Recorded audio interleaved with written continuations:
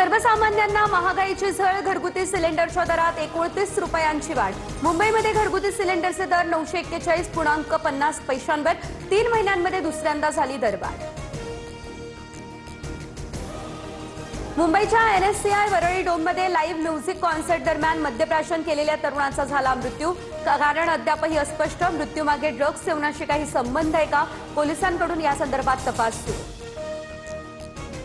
पुणे पोलिसांचा रेव पार्टीवरती छापा। आळंदी मरकळ या रस्त्यावरील एका बंगल्यामध्ये कारवाई। नशा केलेले अनेक तरुण तरुणी पोलिसांच्या ताब्यात। पार्टी आयोजकाला अटक। अंमली पदार्थही जप्त।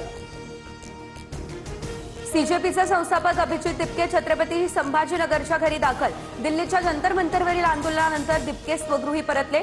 कॉक्रोच जनता पार्टीकडून शिक्षण मंत्र्यांच्या राजीनाम्यासाठी सरकारला 7 दिवसांचं अल्टिमेटम।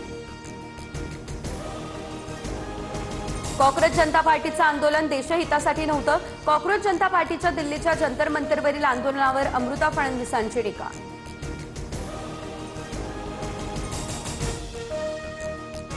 छगन भुजबळ यांना राज्यसभेची उमेदवारी मिळण्याची दाट शक्यता। भुजबळांच्या मंत्रिपदाच्या आणि आमदारकीच्या जागी समीर भुजबळ यांना संधी देण्याबाबत चर्चा।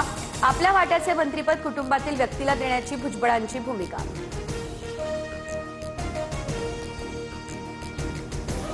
महायुतीत ऑल इज नॉट वेल। नवी मुंबईमधील शासकीय कार्यक्रमाचं एकनाथ शिंदे यांना निमंत्रण नाही।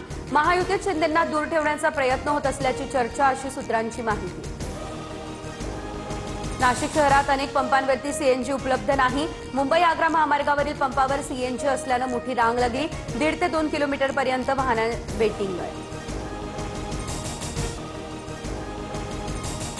ठाण्यातल्या शहापूरमधील कार्यरत अभियंत्यांचा कराडमध्ये घातपात झाला। पत्नी आणि मेहुण्यानं अभियंता लक्ष्मण मंडलेची हत्या केल्याचं समोर आलं। कराडमध्ये अपघाताचा पोलिसांकडून 12 तासातच उलगडा।